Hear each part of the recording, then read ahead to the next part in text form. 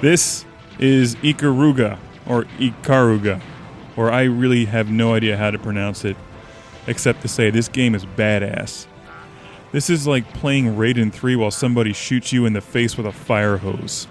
Now this is a pretty legendary shooting game, and I've heard about it for years, but I've never played it. I didn't have a Nintendo GameCube. And I love these kind of games, the shmup genre. And this one is just wild. And it does some things I've never seen before, and certainly lives up to the hype that I've heard about it. You are that lone spaceship in the middle. What's unique about this game is it has a polarity system, or something like that. You shift between a black and a white fighter. You'll see the ship flip around and go from white to black. Now, I'd heard about this, but I'd never actually seen it until I played it. And it's just insane. This adds a whole new element to this vertical shooting game genre. And I really like it. It's frustrating, and I suck at it. I mean, I got my ass handed to me in this game. This is really the first time I played this game that you're watching now. But I thoroughly enjoyed having my ass handed to me, because I got to improve a lot to get through this game. This thing is crazy. Now, what you're seeing on screen is the bad guys shoot white or black bullets at you. And if your ship is white, you can absorb the white shots instead of being killed by them, and then they add to the power meter at the bottom of the screen. And when that fills up, you can use your trigger and unleash a whole lot of missiles. So that's pretty cool. And if you're hit by the opposite color, then your ship is destroyed. Additionally, your shots do more damage to the opposite color, so you can wipe out the opposite color much quicker than wiping out the same color, except when you're shooting the ships that are the same color as you, they then leave shots at you that you can absorb, and you're much less likely to then be destroyed by those shots. So there's quite a bit of strategy in this game.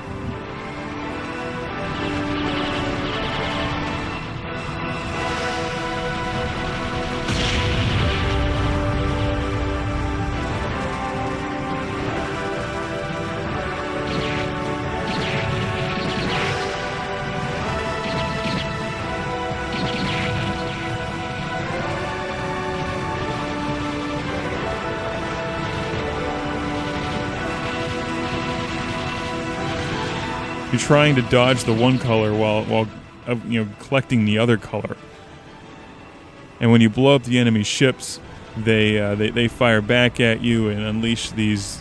It almost looks like you're getting the quickening from Highlander, because you absorb the power or whatever it is from these things after you blow them up, and then that adds to your missile collection. Now, this system of polarity and the dodging of some bullets and absorbing others just adds a whole new element to this shmup genre, and that's what makes this game really unique. Graphically, it looks a lot like Raiden 3. It's using some nice backgrounds, but you'll never see the backgrounds because you're going to be too busy dodging or absorbing all the crap flying on the screen at you.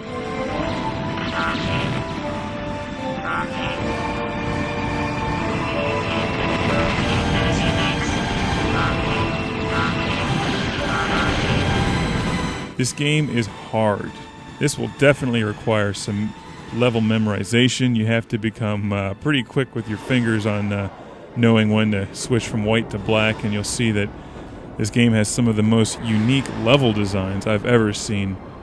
And not only are you just shooting and dodging enemies and absorbing bullets and dodging bullets, but it gives you these levels where you're weaving in between giant things sticking out of the walls and floating things, shooting laser things at you, and you have to use your missiles to great effect, so you have to actually absorb a lot of a certain the white or black, and then use your missiles and try to get the stuff off the screen. And it's just challenging, but man, is it fun.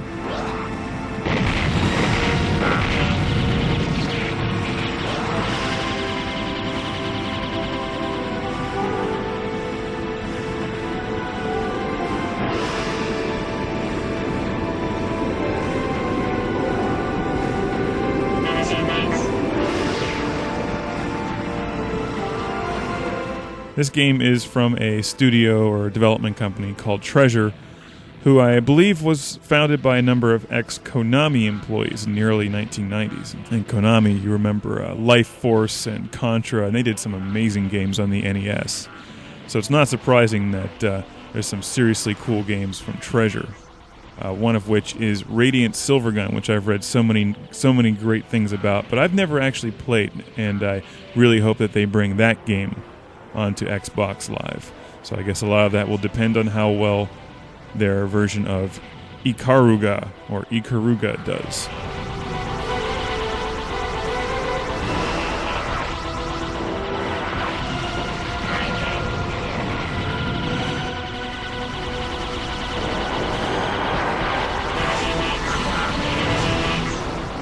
The game has a storyline. They flash up some text in between the chapters, but it comes up so fast you can never read it. But at the beginning it says, "I will not die until I achieve something. Even though the ideal is high, I never give in. Therefore, I never die with regrets." Implying that he dies multiple times, which again brings me back to the Highlander. The guy piloting the Ikaruga ship must be an immortal. Therefore, the only way to kill him is to cut off his head. I haven't got to the end of this game yet, but perhaps it's the Gathering.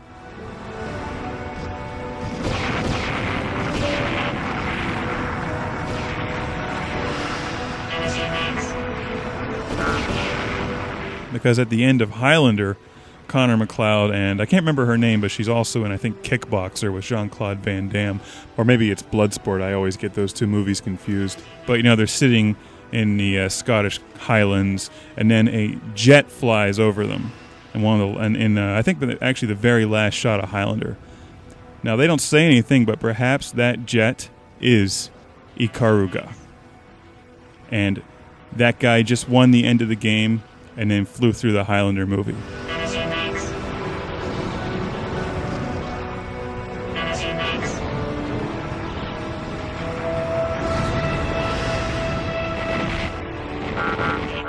One thing I am certain of is this game will entertain you if you like challenging shooting games, because there can be only one Ikaruga. Ikaruga.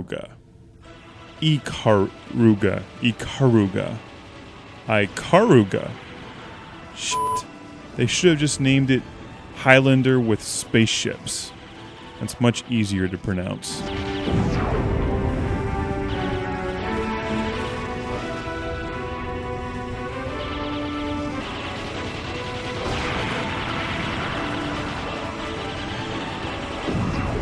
Game over. We'll meet again someday soon. Another Highlander reference when the Kurgan says, "Another time, McLeod," and they do meet again at the Gathering in New York, and this time with swords.